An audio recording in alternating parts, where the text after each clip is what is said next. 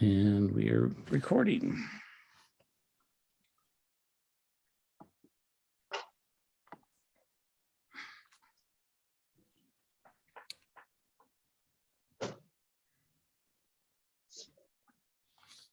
Hi, Cheryl. I didn't notice you there. Sorry. Angie. I'm here in the office. It'll be quiet.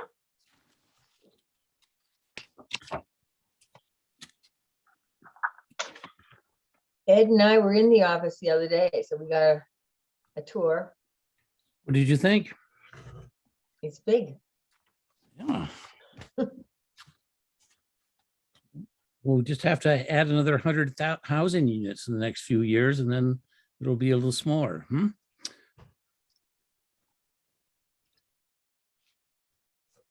Okay, we don't have any attendees so far.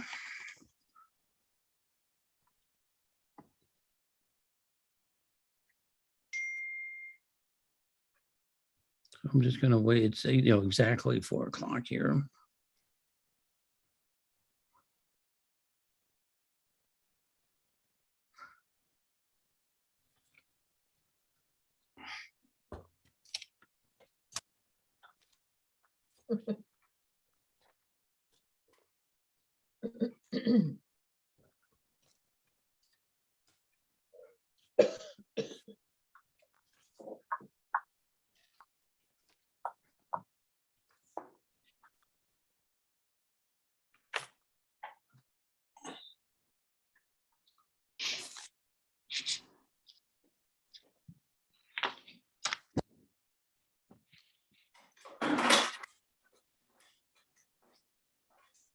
We check all the settings and make sure that there isn't something preventing people from getting in here. I don't think there should be.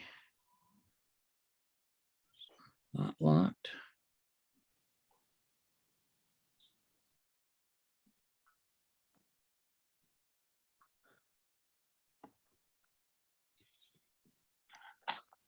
Here we have one attendee.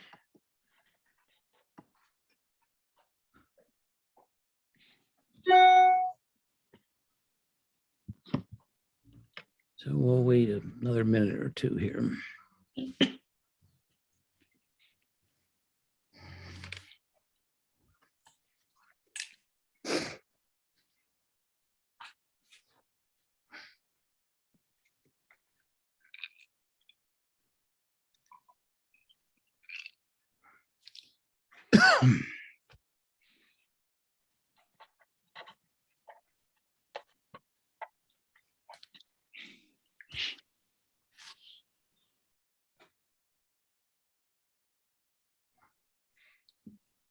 Okay. We should probably get going here. This is a meeting, a special board meeting of the Needham Housing Authority Board of Directors. I'm going to start by calling the roll. Reg Foster here. Penny Kirk here. Ed Scheidler here. Janice, you're on mute. Sorry, Janice Bennett, present. Great. And I received a text this morning from Commissioner Eleanor Evans that unfortunately a close family member had a medical emergency last night, and she would not be able to make tonight's meeting. So we are recording, so hopefully she will get the benefit of that. The purpose of this meeting is one agenda item, which is we've invited Pat Grace, an executive search consultant, to come make a presentation of her proposal to us and for us to have a chance to get to know her and ask questions. This would be a search for a new permanent executive director, since unfortunately Angie Medeiros is leaving us on May 6th. Before we get into that, I've got a couple of announcements. First of all, I did hear back from Caitlin Johnson, who is our portfolio specialist, is what they call it in HUD. She's the person who oversees the Needham Housing Authority's federal programs. She's been on vacation the last week or two, so I spoke to her yesterday just to make sure she was updated, not only with the news that Angie was leaving, but also the actions that we've been taking to try to move quickly and find an interim executive director, and also to get a search process launched here. I asked her if she had any advice for us or guidance or any HUD things federal things we should worry about. And she said, actually, from a federal regulatory requirement, they pretty much leave this entire task up to the PHA board, ourselves here. And that she also would put out the word through her network of other people she deals with to, see if there are any candidates, particularly for an interim executive director that might be interested in helping us out.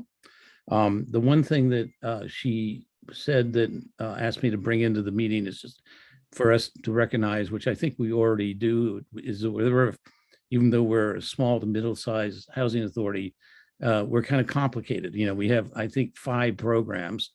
And of course, she knows about the state programs, but on the federal side, she's said, just to be, particularly sure, since we just taken on our own management of our Section 8 vouchers, we took it back from Dedham about a year ago, just to make sure that we have somebody who can cover that from day one, because it's the sort of thing where the trains have to run on time with everything that we do, but in particular, making sure that the Section 8 checks get out every month to the landlord and they're calculated correctly, along with all the certifications and recertifications. That was just something she wanted to make sure we had front and center on our mind, and I assured her that we did. Another announcement is, after sort of reviewing all the requirements that we have for about a week, and the Cambridge Housing Authority, I spoke to their Director of Operations, Kevin Frager, earlier today, Braga, that is, and they don't feel they can help us out with an interim executive director position at this time. They are going through a big multi-month change out to their financial management systems. And they have, other things, sort of balls they're juggling with 5 phases in the next 5 months here. And they just want to make sure that they get that nailed. Anybody who's been through that sort of thing knows it's very disruptive to an organization to change out all their financial management systems. So unfortunately, we got a very polite and kind, but thanks, but no thanks response from Cambridge. He is still working his network, looking for candidates for us, as is Margaret Moran, but there's nothing new to report there. And the third thing I want to just make sure I don't forget is we gotten the other search consultant that we're looking at, and the Steve Merritt, who's a candidate for the interim executive director position, is able to meet with us at 7:15 p.m. on Monday, the 28th. So after this meeting, I'll be sending you out the agenda and the Zoom login information. I think everybody indicated they could make that time. And Angie or Cheryl will get that notice posted in the town clerk's office tomorrow morning here. What time will it be, Reg? 7:15 p.m. So in effect, it's sort of 2 interviews back to back. Steve Merritt, the former recently retired executive director of Norwood, and you have his resume, and then also the other executive search consultant. Okay, With that, those announcements, I want to turn the floor over to Pat Grace, who is with us. And maybe you could introduce yourself, and I guess we could do some introductions as well, if that would be helpful to you. Hi, Pat. Hi, nice to see everybody. I think you all have a copy of my proposal. So just a little bit about me and my background, and if you want more information, please feel free to ask me. And I apologize ahead. I've had laryngitis and I'm getting over it, but my voice isn't quite where it should be yet. In any event, I worked under a DHCD program called a regional attorney since 1993. And what that meant is I was of counsel to anywhere between 44 and 50 housing authorities. My location was down in the southeastern part of Massachusetts, so I didn't get to work with your town in Needham, but I worked with housing authorities in Plymouth County, Bristol County, Barnstable County, and Nantucket. And I was working with them on anything involving state programs. The beauty of the program is I was actually housed at a housing authority, so I could see everything that happens in a housing authority on a daily basis. And got to know the staff and what they go through on a daily basis as well. But primarily my work involved doing evictions, helping with tenant selection. If there was an issue or a denial of a tenant or an applicant coming in, then we would meet with them and go over why they were denied. I did a number of discrimination cases, defense work up at MCAD if housing authorities were sued for discrimination. And then I was available on a day-to-day basis for directors or staff to call me with any questions, whether it was a question about rent calculation or evictions or how to handle two tenants in a dispute or any number of things. I also helped directors with personnel issues. So if they were going to go through progressive discipline, I would guide them through that process, including if termination if necessary. And the beauty of it is I was technically paid by DHCD, so I was free to the housing authorities. I didn't bill them for my work. So I was on essentially staff. And I've done that for 28 years, enjoyed every minute of it, but decided in September 21 to retire. So I'm recently retired. I didn't really go looking for work. And I'm not in any particular business, but I've taken on a few jobs since retiring. Part of my job as a regional attorney was also training. So I've done a couple of trainings for some former clients. I'm going down to Falmouth soon to train their staff on privacy and confidentiality. I did some tenant selection training after I retired. And then, of course, I don't know if you're aware, but I actually was contacted by the Middleborough Housing Authority because they were a former client of mine to do the executive director search. And so I was involved with helping to interview Angie and taking Middleborough through the process of hiring their new director. I suppose I should apologize to everybody now for that. Because I know that Middleborough is very happy that Angie's coming on board. So that's what I've been doing. I'm just kind of dabbling in and finding sort of a niche for myself that's comfortable for me. I actually enjoyed doing the search for Angie and the new director because it was something I've never done before. And it was totally new and kind of exciting to do. And I actually enjoyed the work. I'm not ready. I don't want to go back and litigate. I've done 28 years of that and I'm not going to do evictions anymore. But that's it in a nutshell for me. If you want me to go farther back in my career, I'll gladly do that for you. I did work at several law firms in the past. In Massachusetts, I worked on the Cape for a while in a law firm that did general litigation. And before that, I worked at Burns and Levinson in Boston doing asbestos litigation. And then prior to that, way back in the 80s, I was in Baltimore, where I worked in a small law firm after graduating from the University of Baltimore Law School. I went to law school at night because I was a special education teacher for 10 years, and I taught the 4 years I went to law school at night. But that's it. And if you have any questions about that, I'll gladly answer them. Well, you made a very nice presentation, Pat. Very impressive.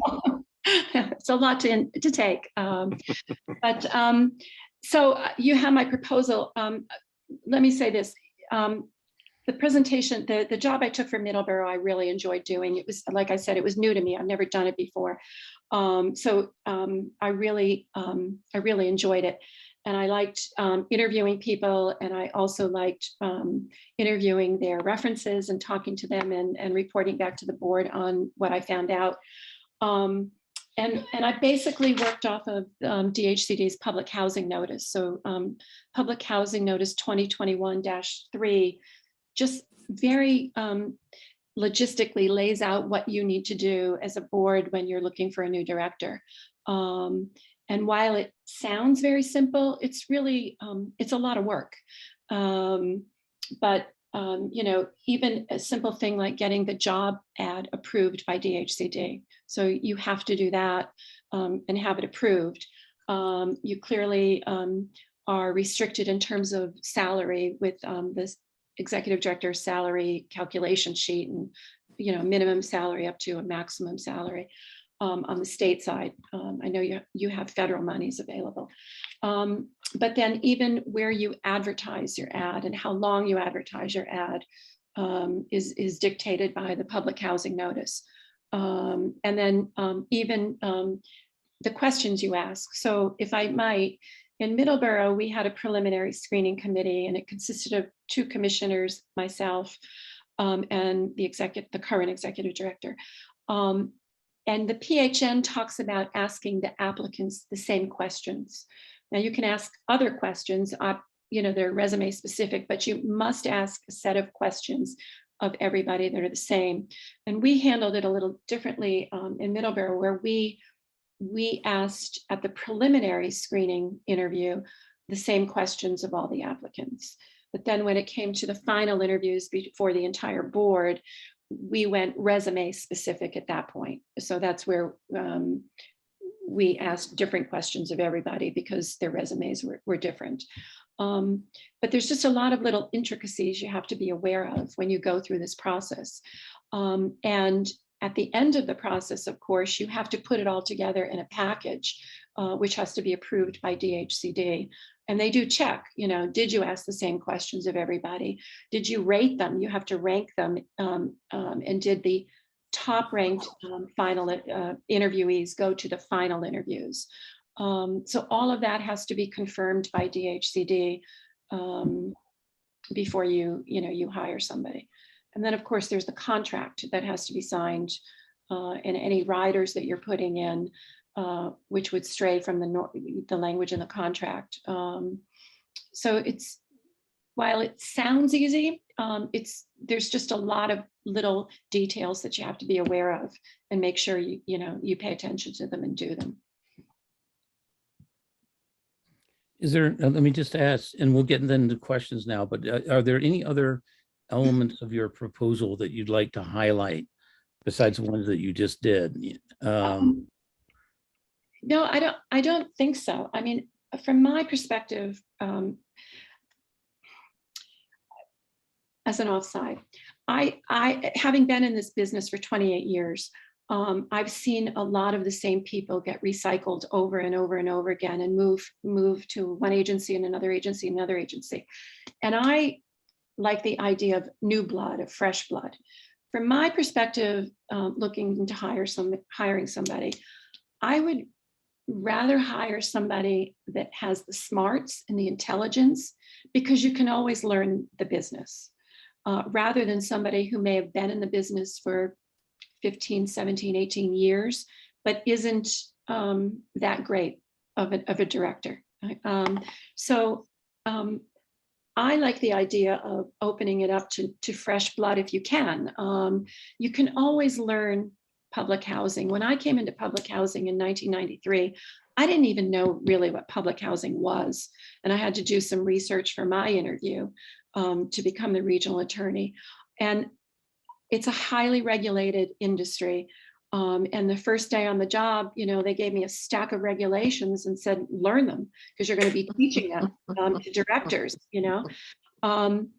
but you can do it if you can read and you're smart, and so I just want to throw that out there, that in your search, don't set aside necessarily people who don't have a lot of housing experience, because they may have the smarts to learn the housing experience.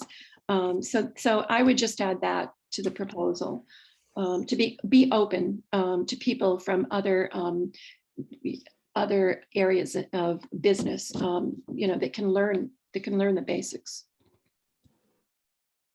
Great. Ed, why don't you go ahead first? And then we'll just to give everybody a chance to ask whatever questions they've got of Pat here. So go ahead, Ed. Pat, during your search, if you come across a potential candidate that you think is totally unqualified, do you still send their information to us to review, or do you make your recommendation, say you really don't think this person is qualified? I will tell you that depends on whether you have a preliminary screening committee or not. I believe that you will. We do, yeah. Okay. So I think that's the job of the preliminary screening committee, to find out, is this person qualified or not? And then from there, after interviews, narrow it down to the best qualified candidates to take to the entire board. I will tell you that in my search, I use Google, I use Facebook, and it's amazing. There were several people on paper that looked like excellent candidates, but when you go into Google and Google them, we found out stuff that that wasn't good. So they didn't even get an interview. I brought all that information to the preliminary screening committee, and they decided, no, we don't want to interview this person. Okay. Thank you. Any other questions, Ed? Not at the moment. Okay, great. Anybody want to go next? Penny, you have your hand up. Yes, can you hear me? Yes. Yeah. Setting up the standard interview questions, Mhm. is that what the committee does, or does the whole board get involved, or do you supply us with suggested things, or what? So I provided the Middleborough Preliminary Screening Committee with a set of questions. I have them in front of me, and then I asked them for their input. Do you like this question? Do you not like this question? And basically what we did on a Zoom call is we went question by question, and we cut some out. Some of them we decided were better for the final interviews. And then we tried to figure, well, if you allow 4 or 5 minutes per question, my set came out to be a 2-hour interview, and they wanted to narrow it down. I think, as I recall, the preliminary interviews were about 50 minutes each. Not that they could go longer, but they happen to run about 50 minutes. And I do, so I created a set of broad questions. I can tell you what some of them were, if you'd like. They were very broadly defined, because we wanted to save the more specific resume specific questions for the final interview. So for instance, we did ask each candidate, briefly tell us how you became interested in a career in public housing. And then the next question we asked was, what qualities do you perceive are required to be a successful leader of public housing? We asked them what their management style or philosophy was. We did ask, executive directors of housing authorities have very busy schedules, which are constantly shifting. Tell us how you plan to organize your work and your day. So again, you can see they were very broad. We did get into some specific. For instance, we had a series of questions that pertain to staff. So one of the questions was, how will you manage your staff? We did ask if they've ever hired or fired anybody, and to tell us about that process. We asked about how would you oversee a maintenance staff? Because as a director, normally you don't have a lot of experience on the maintenance side. So how would you do that? We did ask questions about specific housing authority programs and tenants. I believe, Angie, I think that was when we had hypotheticals, and we asked the applicants to tell us how they would handle the hypothetical. One was a non-payment of rent hypothetical, and the other one was a tenant-tenant dispute hypothetical. So we asked questions like that, but I drafted them all, went over them with the preliminary screening committee, and then from there they decided which ones they wanted. I will tell you the difference though with the final interview. This board in Middleborough decided that every commissioner would submit 2 to 3 questions to me for final interviews that were resume specific. And then I put them into a package, which I have here. And each question was typed with a line for them to take notes. And the individual commissioner's name was identified as those were their questions they were going to ask, so that they could have a booklet that also contained the candidate's resume, which they had already seen in front of them, so that they could take that home with them after the final interviews and review it before they came back to an open meeting to decide on who to hire. So that was just their choice, that at the final interviews, the commissioners wanted to have more input into the questions that were asked. Thank you. Anything else, Penny? Go ahead. Oh, I'm sorry.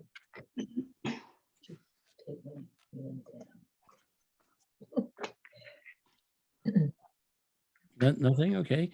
Janice, do you have any questions? Well, I'm new to the process, but I really don't have any questions at this time. I'm more or less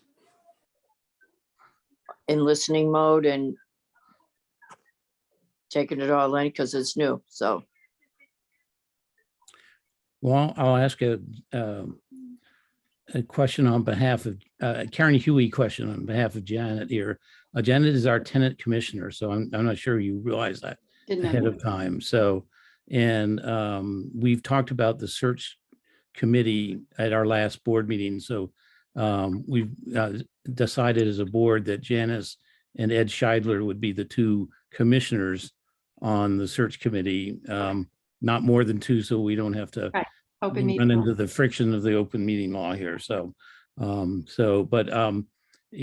question might be, how are tenants involved in the search process, and what is your philosophy with respect to that? Sure. So just as an aside, so the Middleborough Housing Authority also has 2 tenants commissioners. One of them was on the preliminary search committee. So I worked with her on that. But they also, pursuant to the PHN, if you have a formal LTO, local tenant organization, and I don't know if you do or not, they must have input into the process. So Middleborough did have an LTO, and so the LTO president was present at all our Zoom meetings, from going over the questions, from scheduling interviews, and so forth.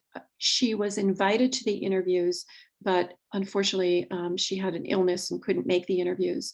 So I actually called her before both the preliminary interview and the final interview, and she and I talked about specific tenant-oriented questions to ask at the interview, and then I included those questions in the process. So at least she had her questions asked at both the preliminary screening interviews and the final interviews. So yes, you're required to have tenant input technically if you have a formal LTO. If you don't have a formal LTO, you certainly have leeway in that respect. If you wanted to involve a tenant or have a tenant representative on a preliminary screening committee or even at a final interview, and I'm all for it. After all, I look at public housing. These are the tenants' homes. This is where they live. And you are landlords, but I do believe they should have some input into the director. Now, they don't technically get a vote. It's a board vote, the 5 members, but at least I think the board should be listening to their input if they do have some input. I don't think you want every tenant at every meeting, but perhaps a tenant representative. And obviously, if you have an LTO, then that representative should be at the meetings. Thank you. Good. So I'll do some questions. I made a list of questions from last time around. I actually dusted it off This is my fourth search. Eleanor sent me at least one question as well, so I'll ask that for her as well. How would you go about turning up candidates? I'll describe them as who may not be looking. They're out there lurking. They may even, all this advertisement has to go out, but they might not even hear about it. But if they knew about this would be the perfect job for them.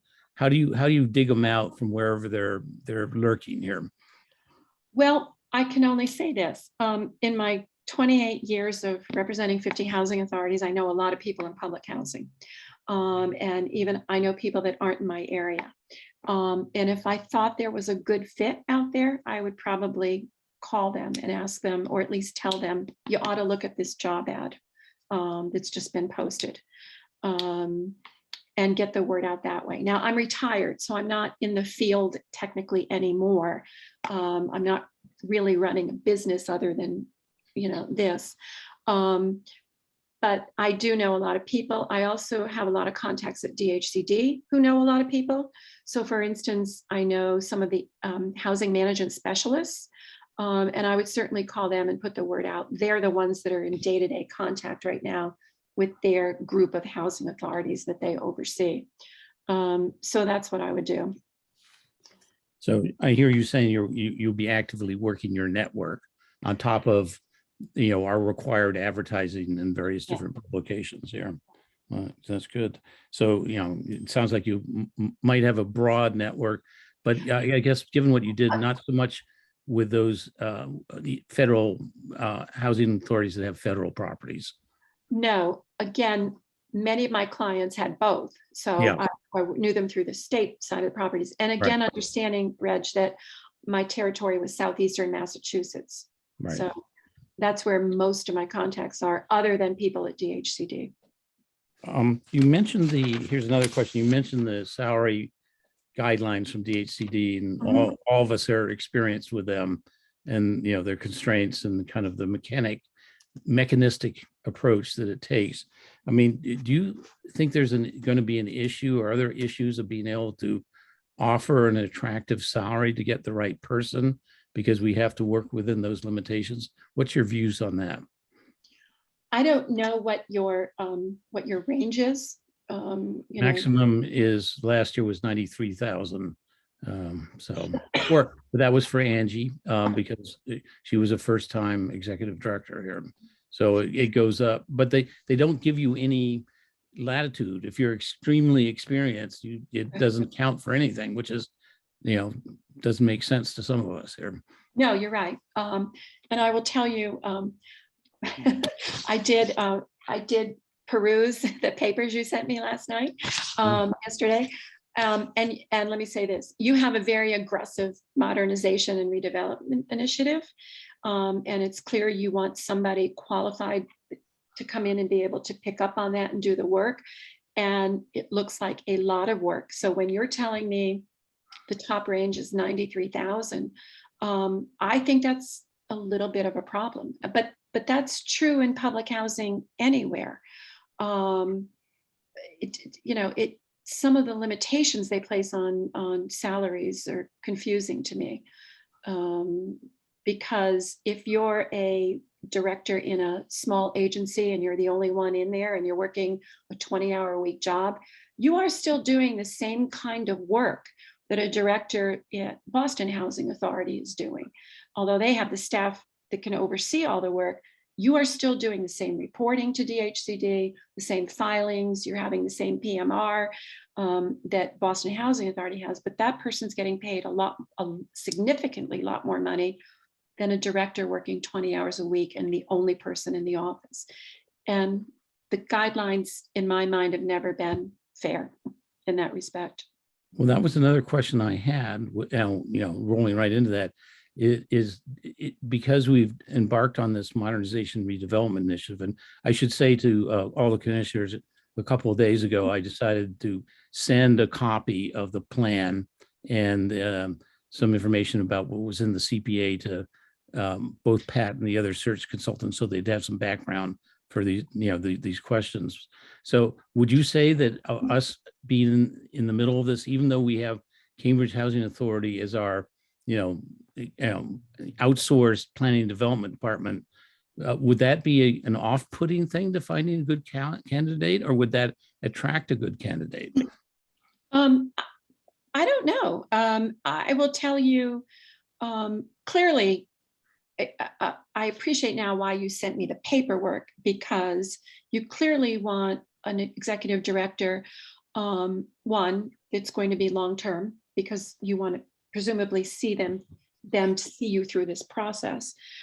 But you also want somebody who can triage day-to-day or multitask, and probably somebody who's good at delegating to the staff the other typical day-to-day stuff that goes on at a housing authority, whether it's lease ups or rent calculations or whatever. And you're going to want somebody who can work with local town officials, that knows possibly grant writing, that knows how to go out and find monies that may be available. So it sounds exciting. It sounds like a lot of work. I'm glad to see you have an assistant executive director who can take some of the day-to-day stuff off the director's plate to focus more on the modernization and redevelopment stuff. But, I think I think personally that working at housing authorities is a great job. One, you get good benefits. When you go to retire, it's a really nice retirement. So if you put the years in, it's possibly good. I think it will be attractive just to the right person, but I think finding the right person that wants to focus a lot on your mission of redeveloping and rehabbing your units, it might take a while, because you're not asking somebody to come in and be a director who just works on tenant selection, rent calculations, filling out the forms for DHCD. You're asking them to become much more involved in reshaping the future of the housing authority. You mentioned benefits. Is there anything we should know about in the benefits area? Any flexibility that we get for attracting good candidates there, even if we have the salary caps to deal with here? So obviously it's a full-time position. It's health insurance, vacation, sick leave is standard. It's 1.25 days a month. Vacation is somewhat flexible, but not entirely. So if somebody is coming in completely new to public housing, you have to look at your personnel policy, and I don't know what your personnel policy says. But typically, most personnel policies allow for a schedule. So like the state schedule. So you work so many years at 2 weeks vacation a year. And then after, I don't know the exact schedule, but maybe after, 8 years, then you get another week added. And then after 15 years, you might be at 3 weeks. You max out at 5 weeks vacation. So you could, you have leeway where vacation is concerned, where you can negotiate that and add it into the rider of the contract that you sign with the director if it's going to stray from your personnel policy. I will say this, that if you're hiring someone with no experience in public housing, DHCD might question if you give them more than the standard 2 weeks vacation as a new hire or somebody new to public housing. If it's a director from another housing authority, you can certainly negotiate that with the director and acknowledge the years of service they've already put in to public housing, and DHCD encourages that. And just following up on one thing you said about DHCD, I did speak to our housing management specialist, Bob Pelletier, yeah, and he made sure we had all the latest PHNs and everything else and so forth. But one thing besides a new emphasis on minority hiring that wasn't there last time around, he also said that they're really being much more strict about experience. So you mentioned bringing in somebody with no experience and giving them more than 2 months, 2 weeks worth of vacation. He gave me the distinct impression that if we submitted somebody with no experience, they would get turned down by a DHCD and they'd make us do the search over again. He pretty much explicitly said that. What's your opinion of all that? Did he say no experience, that they would reject more vacation, or they would reject the applicant? On the total? experience, so it wasn't about the benefits or the vacation, it was just about having not basic Well, experience. You I- have many very qualified housing managers in the private sector over there that have been doing a lot of similar functions for years. Correct. I take exception to what Bob said. Again, I think new blood in public housing can be a good thing if the Mhm. person has other types of experiences that they can bring into public housing. And you have to start somewhere, if somebody strives to become an executive director, at some point, somebody has to take the chance and hire them. Mhm. If I may, I'm going to, Angie, you guys took a chance on Angie. She didn't come as an executive director to Needham. And good for you. I mean, that's what a housing authority should be able to do. So I have an issue with what Bob said to you. And I know Bob. So, Does that mean that if when we do make a pick and it's the right pick and we're all got consensus on that, that your engagement continue, not only writing up the packet, making sure all the T's are crossed and the I's are dotted, of which I've done it in many ways you can footfall, but Right. helping us with the advocacy, can you do Yes, that when your absolutely. background with DHCD? Yes, absolutely. And I would suggest that their own PHN says, because you have to rank your applicants, and I did create a ranking system in Middleborough that we used.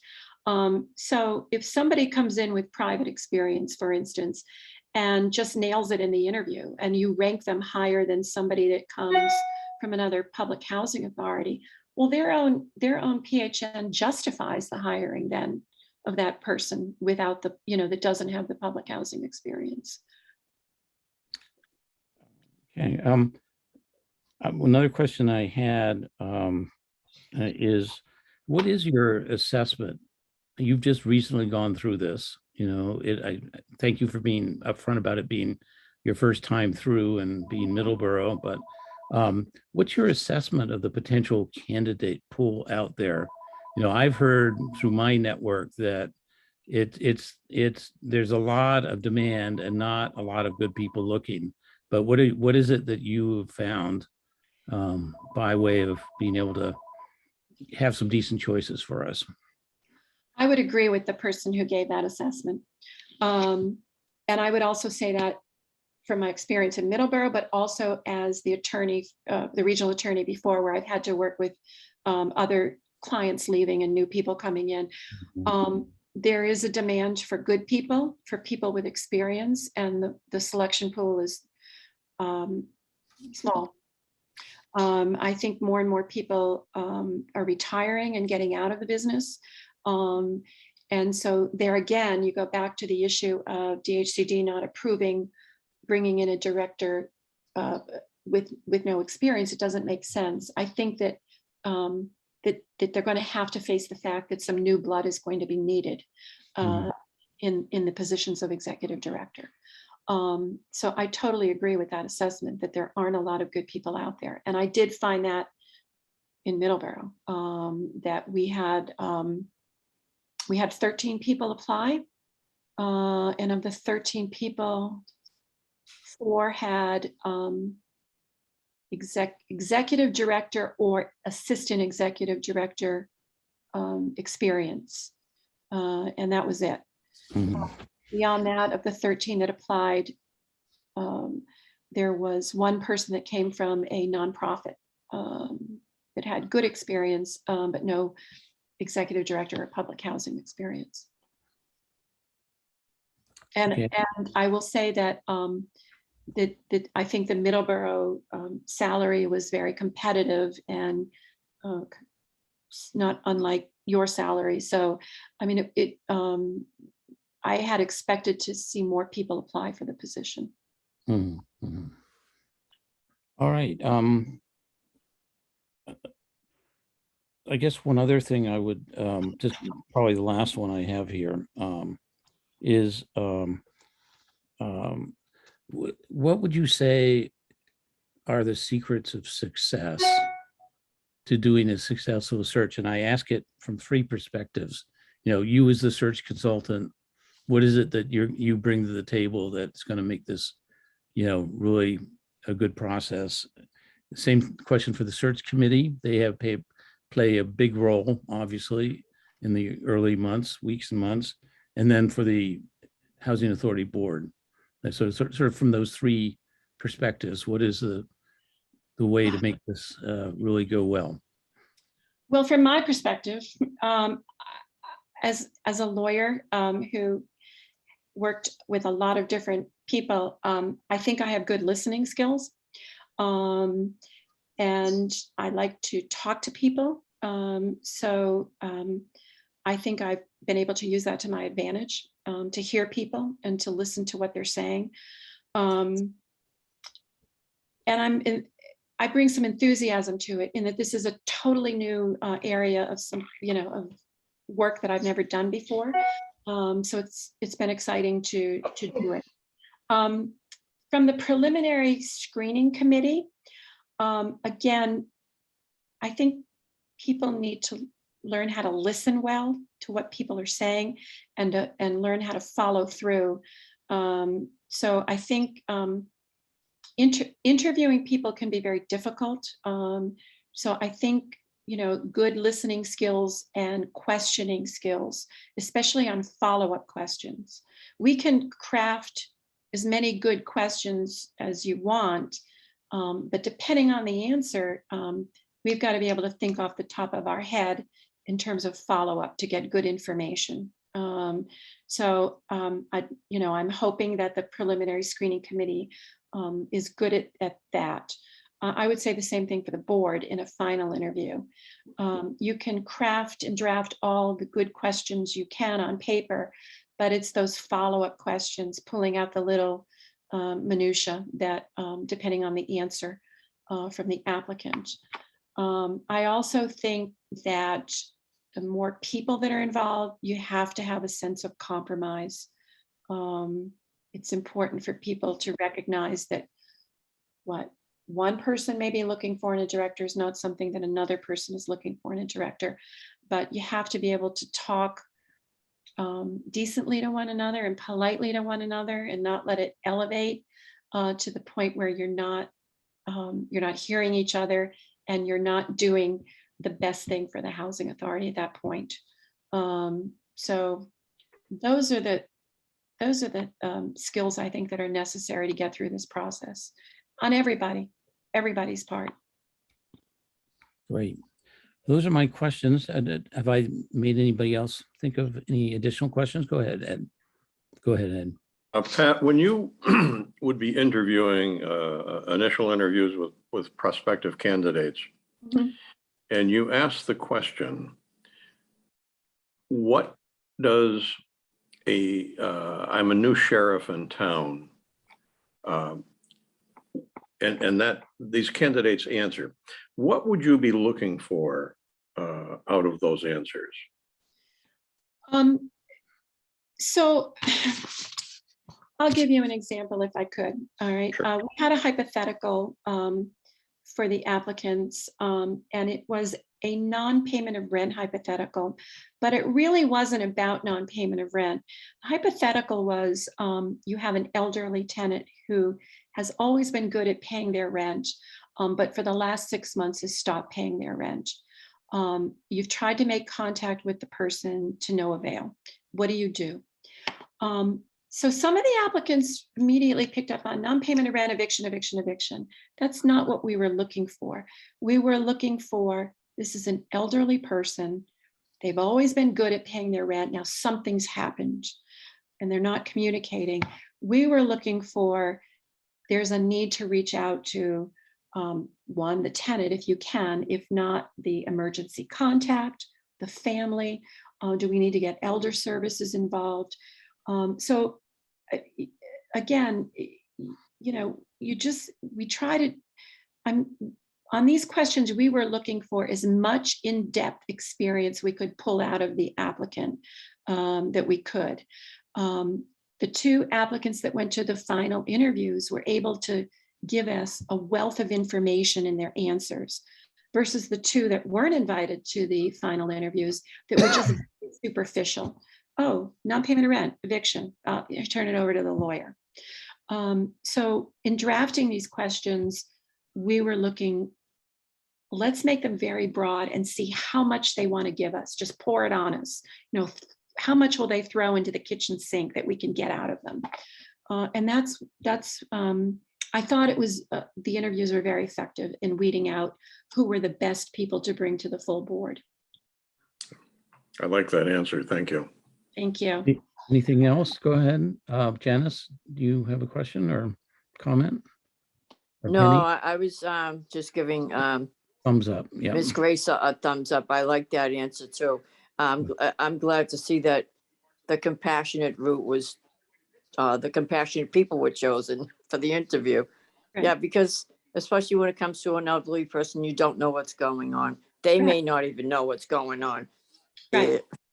So, And if I could say, I think that my experience of being the lawyer who did the evictions for 28 years, I've learned a lot in that 28 years about the compassion side of it. So I think that's allowed me to help draft some of these questions that we've asked. I have a question, if you don't mind. Good idea. So does the board have an ideal timeline in mind, or are you just prepared to hire somebody to take over when Angie goes and then just keep at it until you do find the best? I mean, what's your time frame here? Well, I think I'll go first, but I may not get it quite right, and just summarizing our discussions before so people can chime in. From past searches, it has taken 6 to 9 months from this point here, you know, roughly speaking, all through all the advertisements and all the time delays you get, and, you know, notice periods and the interviews and so forth, to what, you know, picking somebody, getting it approved by DHCD, and that person often has a 1 or 2 month period of time before they can join us. So it's been 6 to 9 months, you know, lapse time. So we have thought that the best strategy for us is to find an interim executive director who can take over hopefully 1 or 2 weeks before Angie leaves and hold the fort. And then I think we're all very motivated to move as quickly as the process will allow us to go, but recognizing realistically that nothing goes very quickly in the world of, local housing authorities here. Right. Okay. Getting the right person, I think, is very important to everybody on this call, and Eleanor Evans, who isn't here. Okay. All right. Now, I know in Middleborough, it was about a 5-month process to get the contract signed.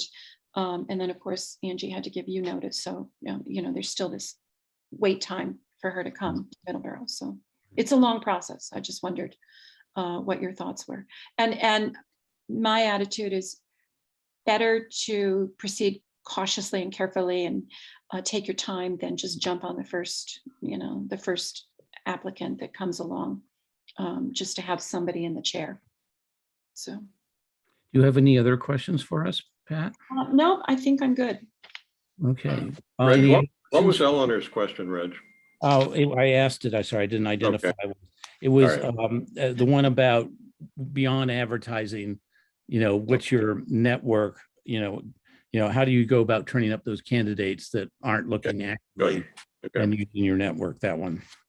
So, okay, well, what I'm going to suggest to the board is that we ask Pat to excuse herself, and while it's fresh in our minds, that we have a sort of a discussion of our impressions and kind of note them down. Obviously, they'll be in minutes eventually, but just for us to take a mental note of that while we, are right here together. And so, Pat, thank you very much for your time. Thank you very much. Nice meeting everybody. Bye-bye. It was a pleasure. Thank you. Bye-bye. So Pat has left us here. Does anybody want to start with impressions? I liked her answers. I liked her proposal. I thought she was very knowledgeable about what she does for a living. In a lot of different ways, so.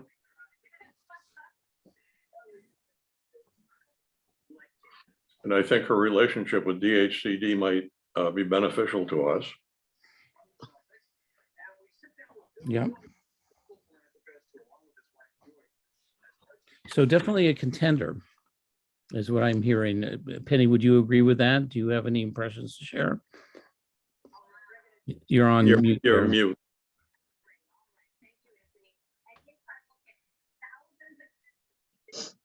Yes, she has a lovely personality. She's very knowledgeable. And her presentation on paper as well was very good. Okay. Well, what would be a next step here? I mentioned, I think I mentioned last time around, she's given me a number of references. And we, since we do want to move fairly quickly, would it be appropriate to start checking some of those references? And also, would anybody be interested in helping out doing that? I think it would be important to ask the references the same questions for the reasons we talked earlier about doing that with the executive director candidates. So there would be, we'd have to sort of have some, whoever is involved in this would probably have to coordinate having, a sort of standard set of questions to ask Pat's references. That sort of thing takes an elapsed time, usually at least of a week to do, because you leave a message for somebody, they're out on vacation, they don't call you back for a couple of days, you do some telephone tag. So, it's the kind of thing that, it isn't necessarily too early to get started on something like that, in my experience. What do people? Wouldn't think that be about the search committees? No, not on Pat. Check her references. Oh, her references. Oh, Yeah. Yeah. Didn't The- she the- find us, Angie? She didn't, she I didn't, think DHCD, He- so yes. no one knew who Pat was. So when he mentioned Pat, I was like, oh my gosh. I guess DHCD recommended her to Reg. That's right. So when I called DHCD, they said there are two search consultants that you think do a really good job. And one of the two was Pat Grace. The other one was Rich Lico, who we've used before.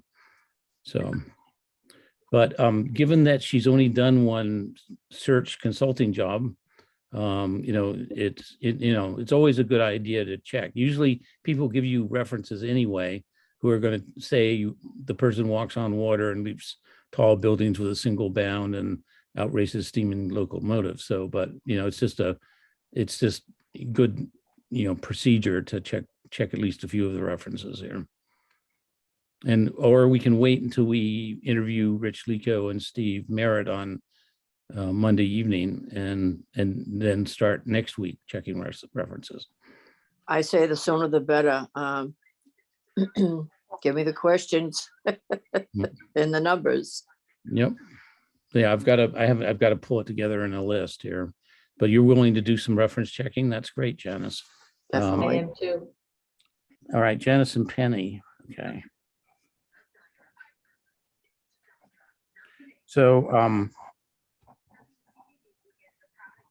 I will probably not tonight, but tomorrow.